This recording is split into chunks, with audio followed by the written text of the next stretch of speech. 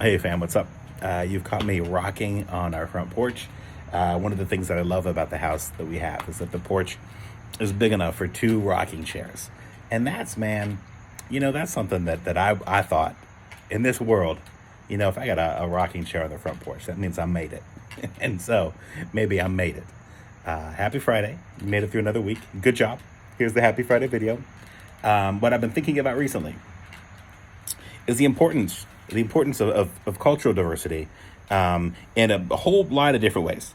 The strength of a multicultural democracy so that we can bring different perspectives to bear on the way that we best organize society. The strength of our communities when we can learn from each other through diverse multicultural experiences. But I think there's a benefit of multicultural diversity that oftentimes we overlook. And I think especially those who, sort of fit in with cultural norms. So if that's Americana, if that's being an American of European descent, many of whom classify as white, we begin to forget about our own rich cultural history.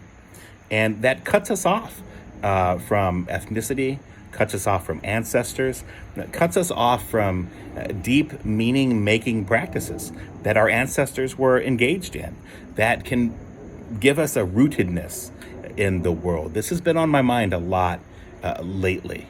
And I think one of the reasons that we end up, looking for meaning in empty places, and maybe that's through tough relationships, maybe that's through some sort of a substance use, maybe that's through unhealthy behaviors of one sort or another. I think a lot of those things come about because we're in pursuit of meaning that we can't quite discover. I think the power of being in touch with our own ethnography, being in touch with our own oral histories.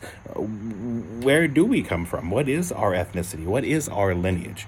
Because even those Americans of European descent who classify as white, we might be close to the proximity of power now, but we've exchanged that proximity to power by sacrificing, being very in touch with ethnicity, ancestral heritage, immigration stories, etc.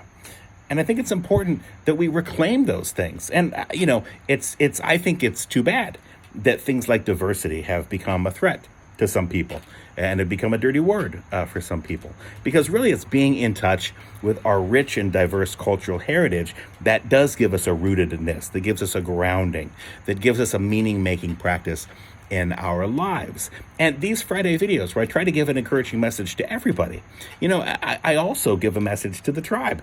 And that's because it's one of the ways that I'm connected with a population of folks that all see ourselves back through some sort of ethnic tradition. And you could make a multi-part video series about this.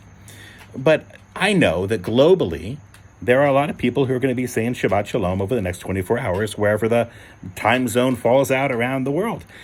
So when that's something that I say, it is a rootedness. It's a connectedness to a family that it was a little bit fragmented, that I kind of popped out in a strange way through this heritage and stuff.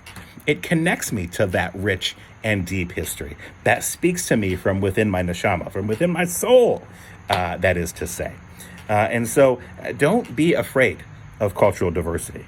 Embrace it, because not only does it benefit our communities, not only does it benefit democracy and the way we organize society, but being in touch with where you come from, your own oral history, your own ethnography, can go a long way to giving you a rootedness and some meaning in your life. So that's what I wanted to share with you during this Friday video.